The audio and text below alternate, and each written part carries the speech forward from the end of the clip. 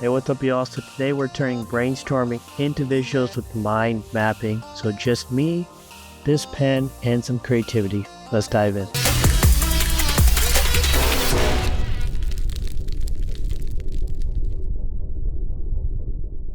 Alright, y'all, so when it comes to mind mapping, really what it's going to help you do is visualize everything that you're brainstorming when it comes to any sort of development, right? So really the first thing we want to put on here is going to be idea. So let's just say the idea is going to be a new dashboard that we want to make, right? So how do we then backwards plan on how we're going to develop this dashboard? So we want to identify the branches that are stemming to this main idea that we have. So the first one we're going to have is data architecture. So the data architecture is going to be the sources, right? So where are you getting your data from? After you've identified kind of what you want to build out, where are you getting the sources from? Which one's going to be the most accurate source? So refining those listings so that you know you have one single source of truth, whether it's going to be on SharePoint, Excel, SQL Server, or something else. As long as you have that connection, that's really going to be your first step. So the next is going to be data cleaning. So data cleaning is really going to be your next step when it comes to Power Query, right? So all the transformations you're doing on the background so that everything that's received in table view is able to be workable, and it helps you in the long run when it comes to the front end design as well. Now, data cleaning is probably going to be one of the most important steps, simply because if your data is not clean, you have errors, you have duplicates, you have null values throughout your data. It's going to make it a little bit more difficult to ensure that your data is presented in a clean and concise manner. All right, so next up, we're going to have data modeling. So this is going to help when it comes to connecting your data via relationships, right? So ensuring that you have primary keys, you have foreign keys, you have all your dimension tables kind of lined up, everything's present within your model viewer, and then you can then create those relationships so that you don't have to really merge queries too much. You don't have to use related DAX functions too much, and you could just have those connections built and make it easier on the front end so that you don't have to do really too many connections. The next one is going to be front end design. So this is personally my favorite, simply because this is where I spend most of my time, and I'm just a fan of doing colors and then designing the actual layout of the dashboard. So it's just really a personal preference of mine.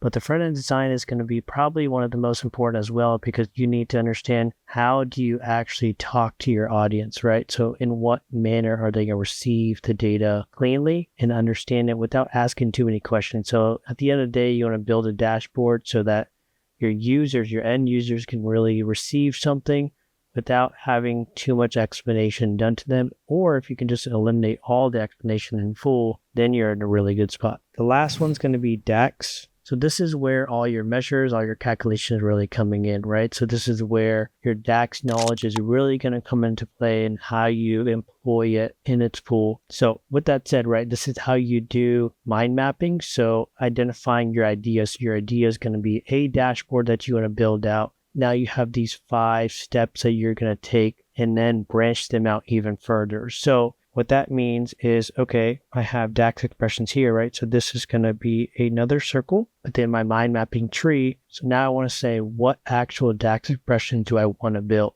So do I want to bring in a total? Do I want to bring in some value relating to some sort of dollar amount?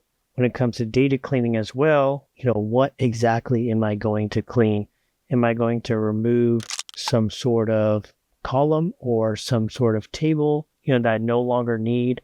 Right? So maybe just identifying, what it is that you actually want to do and accomplish before you start building, so that it creates less work as you're trying to think of things on the fly, so that you can develop all your work efforts really on the front end. Now, you're not going to accomplish everything.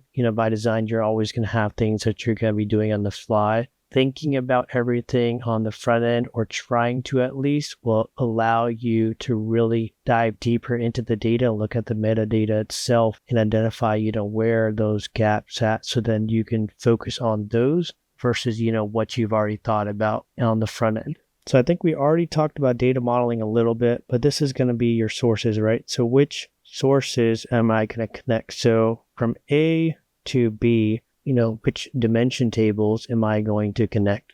So that's just a way to think about it. And then you can branch those out also, right? And then the last one could be front end design, right? So what do I want to build on the front end? So is it going to be a theme?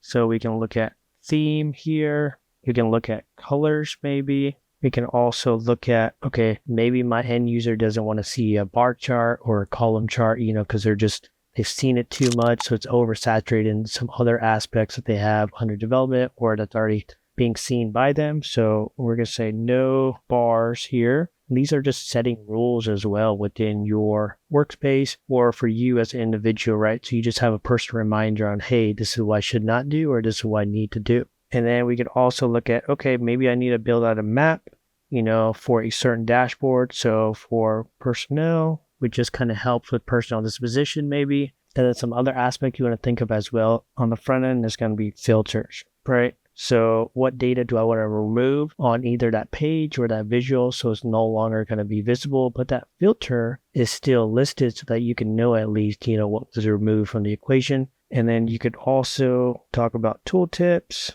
And this list can kind of go on and on and on, right? Like we know there's so many things you could do on the front end, but nothing is possible on the front end unless you have a good source and you have good, clean data on the back end. So really at the end of the day, mind mapping is going to help you really clearly identify where your work effort need to be. You can do it on a whiteboard, you can do it on an iPad like I'm doing it right now, you can do it on a piece of paper. It doesn't really matter, but whatever works for you so you can identify, hey, this is where I need to focus my attention. And then you can bracket them accordingly based upon the 5 types I just talked about. But there's also a few benefits to mind mapping, right? So the first is going to be that central focused. It branches. The visual representation is non-linear and is dynamic. Now, central focus because you have one idea in the middle and then it kind of branches out into other components that relate to that main topic. So those subtopics are now relating to the idea that you have, which is the dashboard itself, right? And then the visual representation of mind mapping is going to really help you kind of draw that path, if you will, that connects back to that main idea. So how are you really moving along this tree-like structure? And then it's non-linear because it allows for free-flowing creativity, right? So you can keep adding to this as you develop more ideas. And honestly, it may take a whiteboard, to be quite honest, because there's so many things that you can do, right? To clean, to model, and to create. And then lastly, it's flexible because it's dynamic, right? So dynamic meaning you can add on to this as much as you want. All right, so overall, this is really what I do when I build any dashboard. I mind map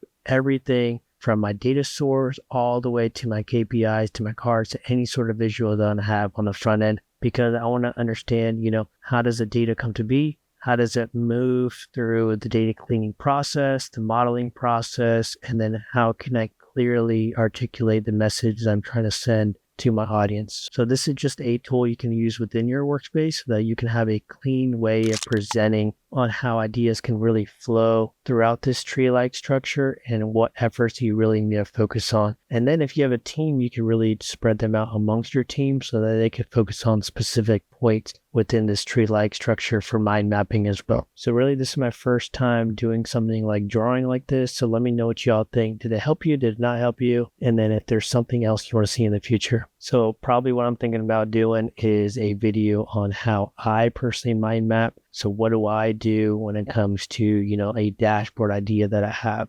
How do I backwards plan and use mind mapping to my advantage? So that's something I can really provide to you. Hey, but with that said, hey, thanks for watching. Subscribe down below. Let me know your thoughts. As always, I'm here to help, and thanks for watching.